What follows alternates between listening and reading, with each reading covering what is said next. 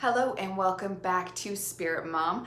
Today at Spirit School, we're going to be discussing how avoiding your triggers isn't necessarily or at all spiritual evolution. We in this world are becoming more and more versed in the language of vibes and triggers, which is great. That is important information to have. And we should be aware of things that harsh our vibes or let people know you've triggered me. But we should not start living our lives in a way where we are just avoiding triggers and things that harsh our vibes. Sometimes it's relevant for our development as people to go through those things in life. The above does send us hard times, and it's not because they hate us, as the shadow self will often dictate forward when these things happen, and I'm as guilty as the rest. When poo hits the fan, you get that why. But the truth is there's a reason, and we must sit in the chaos and look around us and ask, what is the reason? And truly ask it inside your head or out, and wait for the ping of, oh, I need to learn that lesson, or okay, I need to learn that lesson. Because as we evolve, we'll hit these egoic moments, these moments of pride, where spiritual pride, it is an issue that can get a lot of people stuck in their evolution, where you think, wow, I'm just Gandhi now, I am perfect. Nothing's gonna bring me down. But that's not the case. And you're saying nothing's going to bring you down because you have got more self-aware. You're aware that technology upsets you. So instead of getting triggered when it goes wrong, you walk away. When you know that when your kids say a certain thing, it triggers you, you walk away instead of having a fight with them. Now, I'm not saying maybe you should have a fight with them, but we need to sit with that pain, and it's a moment for evolution, because you sit there and you're like, I don't know how to talk to them right now without arguing. There's nothing I can say right now that's in my mind that's not arguing. So what could we do? Google first start how to talk to your kids about blah.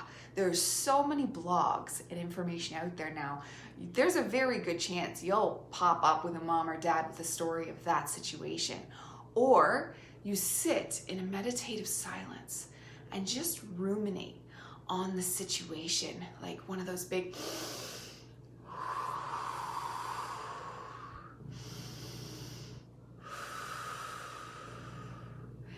and wait in the silence for the answers to come, because they actually will. And I wish I was clairaudient. I wish I had the words to stream into my head. But what will usually come from me is pictures, like a mental image of a past situation that you're like, wow, that's like irrelevant. But then if you look, you're like, oh, this is like that situation, so I should handle it like I did then, even though it's not the same situation, but they're kind of telling you to handle it that way. And then you do, you're like, sweetheart, I know you're a Gemini. I've taught her all about being a Gemini. We're gonna use this example. So now when she's caught in her lies, it's, but I'm a Gemini. Yes, sweetie, but that doesn't mean you get to lie. It means you're prone to lying and teetering all along, which I don't, talk away, but let's talk our truth. What I brought it around to is, sweetheart, tell me something true. Okay, I love that. Thank you for telling me that. Okay, now tell me something else true. And then I got her going and tell me all these true things. And I was like, great. How good does it feel to speak truth, right? Truth. it just shows, instead of walking away from the argument like, oh, you're lying again, I can't bother arguing, here we go, I'm gone, like, because I don't want to hear the cycle of the lie, oh, I didn't do that, blah, blah, blah, blah, blah, which will happen with kids, right? That's what kids do. But we can't just walk away, and we can't just argue. And we're not all that perfect mom that's just like, oh, sweetheart, I understand. You've got a big voice. Let's hear that. Let's hear your problems. Tell mommy all about it. Let me hear everything that's wrong with you. I'm not belittling children, but there is a fine line between spoiling and raising conscious children. I'm not talking punishment because I'm far away from that. I'm between spoiling, but then making them self-aware at the same time. Because it's both gentle hands, right? They're both gentle, but one's kind of a gentle, I don't want to deal with the drama because I don't want to harsh my vibe. And one's gentle because we're actually having a productive conversation and we're not getting triggered, but we're also not avoiding the trigger. So it's much more complicated to navigate through those situations. Now that's just a real life example of something with my real life daughter, but we have these moments all the time with spouses, boyfriends, girlfriends, parents, co-workers. I'm assuming a lot of things always come up with co-workers where you just smile and nod because they're not a close enough friend to actually argue, because with a close friend you could be like, ah, you're a liar, and it's ah ha ha ha ha, you got me, or a sibling even, you usually can call them. But on a coworker it's like, oh, this is so uncomfortable, I don't know how to approach the situation. And each situation has its own nuanced answer where we just, it's all about getting into that meditative space, okay? And we're not getting triggered with the anger or whatever the trigger does to us, upsetting, embarrassed, whatever, those triggers do something, and it's usually like a bad emotion, right? I'm sure we have good triggers, but we're not worried about those. We're worried about the bad triggers. But we're not walking away. We're not saying, oh, I'm triggered, I'm just gonna walk away from the situation. We're gonna look for the answer. In a quiet space, it will come. When we make space for the now, the answers come. The divine can be there with you in the situation. Now, there's other physical situations like computer problems. If something goes wrong with the computer, how do you fix it? That one's even harder almost because there is no emotional person on the other side that you're like, well, I have to stay calm because I don't want to hurt Jimmy's feelings. Well, the computer doesn't have feelings.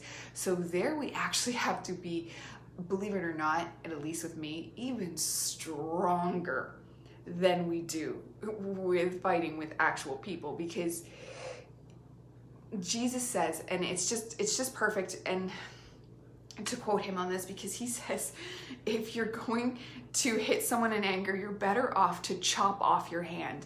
And it's like, whoa, like, really? Like, anger's that bad for the soul. It's that bad for the soul that he says, chop this off before you hit someone with it. Like, I wish I could ask him, does that mean like we can't even like verbally get mad? Like, he doesn't say like, cut out your larynx, or, you know, because I've been known to cuss out a computer or two, and I will just shut it down and walk away, because technology is always doing something new. Like, a program will work 1 minute and then 2 seconds later it doesn't work. And it's been this way since I was in journalism school and we were editing our videos way back, like 15 years ago, when YouTube was like brand new. It wasn't even a thing. We were like, ooh, look at this revolutionary thing we found. But I've been used to this and jumping through the hurdles. And now, at least in 2022, if one program doesn't work, you can just, I'll just go use this one or that one or this one. My phone doesn't work, I'll get my computer. My computer doesn't work, I'll get my tablet. My tablet doesn't work, there's something else you can use. You know what I mean? It's not like back then where if something didn't work, you're spending hours trying to fix it. But the point is, there's always a solution, but the solution isn't walking away from your triggers. Although I don't have a solution for the technology problem. Yeah, that's I was If you know, let me know in the comments, because I don't know. I'm just bad at tech, I guess. But social issues, I am very good at, I think, at tapping in with the divine and hearing the answers that need to come forth. Not just the answer to how to fix the problem, but why that is a trigger. Because there's healing that needs to be done. The trigger is a point of healing inside yourself. And if you look deep enough, you might be able to heal it forever. Okay? So I'm gonna restate my advice yesterday that I think you should take advantage of my spiritual coaching I'm starting. I'm offering first-time clients, the first 3 that come in today, 7 free coaching sessions for the next 12 weeks. So I'll put the link below. Feel free to fill out the application, okay? And I will talk to you tomorrow. But stay open, people. Notice your triggers and don't walk away, because walking away from your triggers is not spiritual evolution. Walking away from your triggers is missing a chance to evolve. You're walking away from a moment where you could have taken a spiritual step up, right?